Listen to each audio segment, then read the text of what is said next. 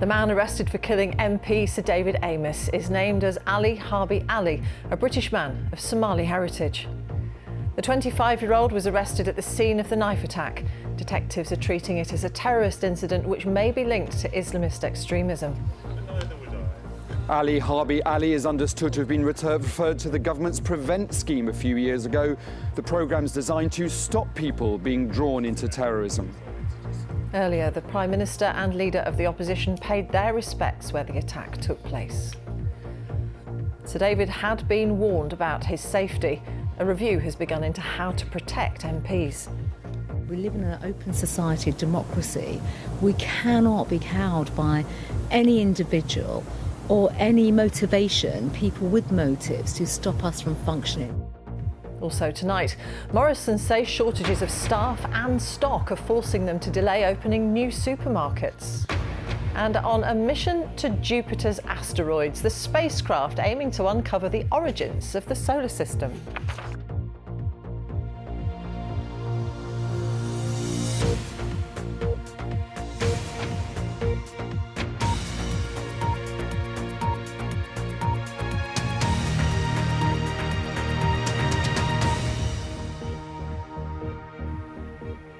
Good evening. The man arrested by police following the killing of the Essex MP Sir David Ames has been named tonight as Ali Harbi Ali. The 25-year-old is British of Somali heritage. It's understood that he was referred to the government's Prevent programme a few years ago, the scheme intended to stop people being drawn into terrorism. Sir David was stabbed multiple times during a constituency surgery in a church hall in Leigh-on-Sea. The Prime Minister Boris Johnson and the Leader of the Opposition, Sir Keir Starmer, today laid flowers together at the scene. Our Home Affairs correspondent Daniel Sanford is in Leigh-on-Sea. Daniel. Yes, Martine, the initial shock at the brutal attack yesterday has turned to a kind of deep sadness today as details of the attack became clearer and the suspect was named. We've been watching all day as people have been bringing flowers, some of them weeping openly, and the day began with a sombre visit by some of Sir David's most senior fellow MPs. A united front in the face of a suspected terrorist attack. The Prime Minister, the Leader of the Opposition, the Speaker of the House of Commons and the Home Secretary, four of the most senior politicians in the land, at the Church Hall today where Sir David Ames MP was murdered. He was killed doing a job that he loved, serving his own constituents as an elected democratic member. And of course, acts of this are absolutely wrong, and we cannot let that get in the way of our functioning democracy. It was formally declared a terrorist incident late last night. Early inquiries suggesting the motive was Islamist extremism. The man in custody, Ali Harbi Ali, is understood to have been referred to the government's Prevent scheme a few years ago. The scheme's designed to stop people being drawn into terrorism. He was never a formal subject of interest for the security service MI5. Through friends, eyewitnesses have suggested the attacker waited in the queue at Sir David's constituency surgery yesterday before stabbing the MP several times with a knife in front of his assistant and then waiting for police to arrive. Sir David was known and loved for his hands-on approach with voters, and those who've campaigned with him had warned him of the risks. I used to go out on the doorsteps on the cold, dark nights in the rain. And I used to be a bodyguard many years ago, and I said, David, you should have somebody with you on these things. It's not safe. Southend has two representatives in Parliament, and the other MP, James Dudgeridge, paid this emotional tribute to his friend. I mean, the community has just been hit sideways by this. It's not just a Member of Parliament, not just the local Member of Parliament, but, you know, he really did touch people's lives in a way that most MPs don't manage to do. Tonight at the local sports field, hundreds of people gathered to remember the MP so many of them knew personally.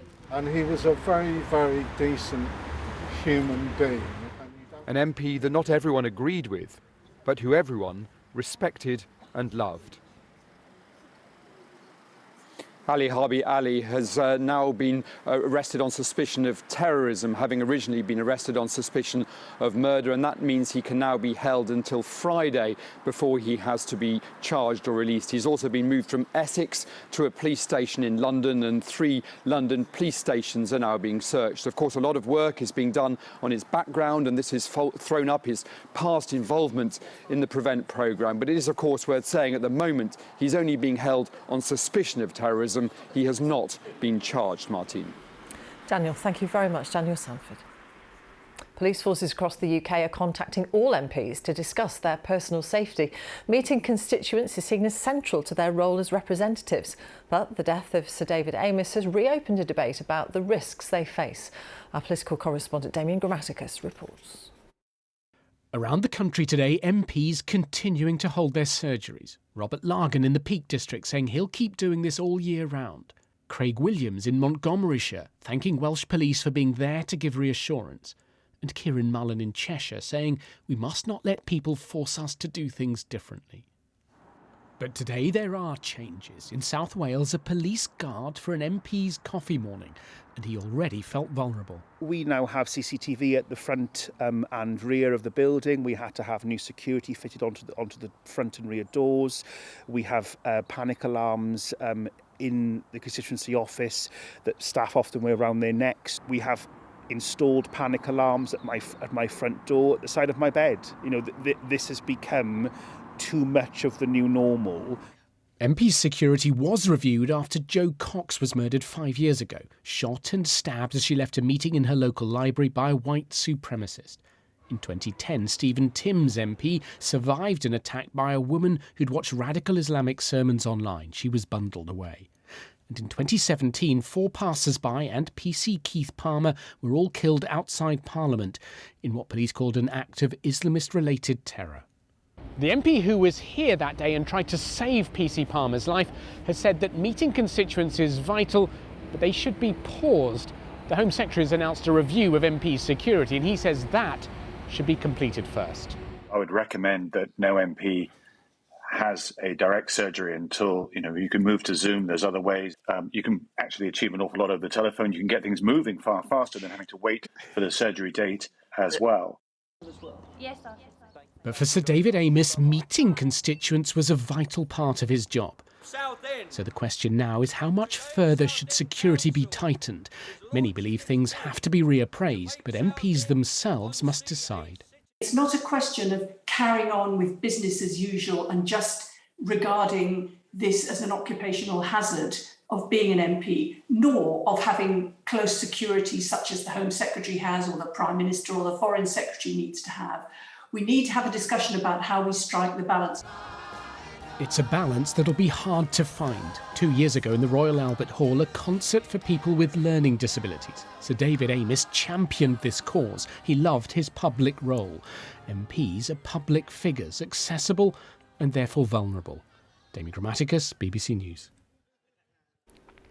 Britain's 4th biggest supermarket, Morrisons, has warned that labour shortages are delaying new store openings and products reaching shelves.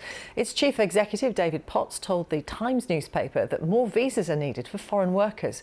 It follows measures announced by the government to reduce the pressure on supply chains.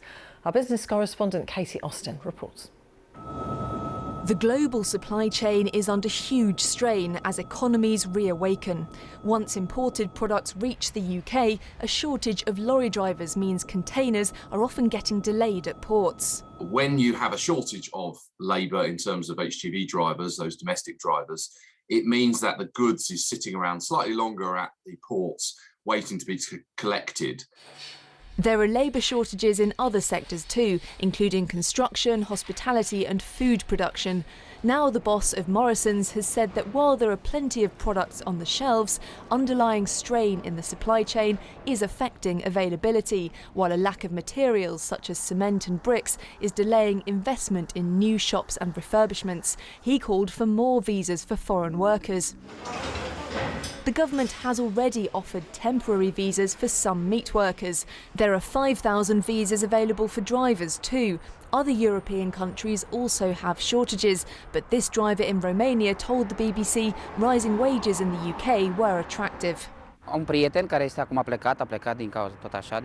A really good friend of mine left for the UK last week. He went for 3 months. Everyone who went there tells me the wages are really good. I'm tempted too. But only 20 of those visas have so far been approved. In the latest effort to ease the pressure, particularly before Christmas, ministers now plan to let overseas drivers do more deliveries when they're on UK soil. I don't think that the cabin charge change yesterday is going to make much difference. So what do you think would make a difference then? We need to encourage young drivers into the industry. We need to make facilities better for drivers. The general public need to treat drivers better. The government says immigration isn't the long-term answer to filling Britain's record number of vacancies. It wants to develop a high-skilled, high-wage economy. Some businesses say they still need a better short-term fix. Katie Austin, BBC News. The government's latest coronavirus figures show there were 43,423 new infections recorded in the latest 24-hour period. That means on average there were 41,359 cases per day in the past week. Another 148 deaths have been recorded. That's of people who died within 28 days of a positive test, which means on average there are 119 deaths per day in the past week. On vaccinations, 85.9% of the population aged 12 and over have had their first dose, and 78.8% have been double jabbed. NASA has successfully launched its first mission to study Jupiter's Trojan asteroids, 2 vast clusters of space rocks that surround the planet. Scientists believe they're made up of matter that formed the solar system's outer planets. Duncan Kennedy reports. 3, 2, 1, 0. The start of a 4 billion-mile journey. Liftoff. Atlas V takes flight. The Atlas V rocket is carrying a craft called Lucy that aims to go into orbit around Jupiter and study a group of asteroids called Trojans, some of which are the size of a city. So what are the Trojan asteroids? They're asteroids that orbit with Jupiter around the Sun that ultimately hold the clues to the formation of our solar system. Lucy's giant solar panels would only generate enough electricity to power a few light bulbs on Earth. But around Jupiter, it's enough to reach the Trojan asteroids and ask questions like, what are they made of and where do they come from? By going to visit a large number, 8 asteroids in total over the mission lifetime, we'll really better understand all about the asteroids. So if you only see one, maybe you got sort of a bit of a funny one, right? But by seeing 8, you get to really understand what's going on in this population. Scientists want Lucy to test their theory that the early solar system was juggled around by gravity, with some objects being thrown in and others out, just like billiard balls. But they'll need patience. Lucy's expected to be operating around asteroids for the next 12 years. Duncan Kennedy, BBC News. Let's catch up on all the day's sport now with John Watson at the BBC Sports Centre. John. Thanks, Martine. Good evening. News on Manchester United and Liverpool in the Premier League to come. If you're waiting for the scores on Match of the Day and Sports Scene, you might want to look away now. United lost ground on their rivals, beaten 4-2 by Leicester. Manchester City, Chelsea, who topped the table tonight, and Liverpool all won. The latter beat Watford 5-0. Rangers were unable to extend their lead in the Scottish Premiership. A late goal from second-placed Hearts means the gap stays at just a point. Celtic beat Motherwell to climb up to 4th. Dundee lifted themselves off the bottom, beating Aberdeen. Leicester Tigers maintain their perfect start in Rugby Union's Premiership. Exeter Chiefs, meanwhile, beat Wasps, the victory coming after their opponents had told their travelling fans not to wear the Native American headdresses associated with the club's name, as Patrick Geary explains. Exeter Chiefs fans are among the most distinctive in British sport, but should the headdresses be taken off? Ahead of this game, Wasps asked that the heads of Chiefs fans be kept feather-free, prompting a debate about whether Exeter's branding is offensive to Native Americans.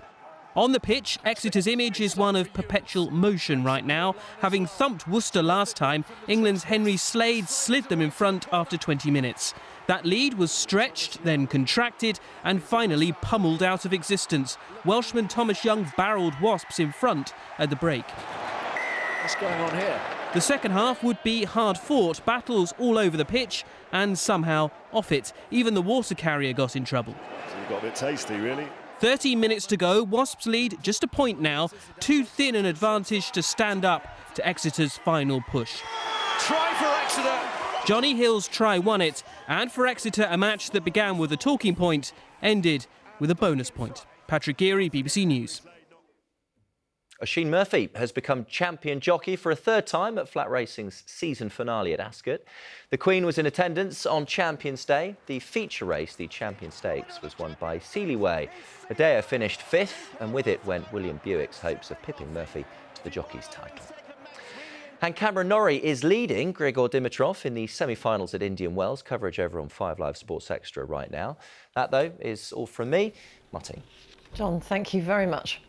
That's it for now. There's continuing coverage on the BBC News channel of events following the killing of Sir David Ames.